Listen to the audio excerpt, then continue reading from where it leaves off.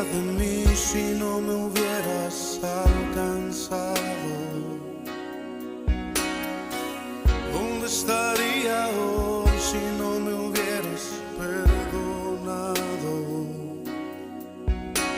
Tendría un vacío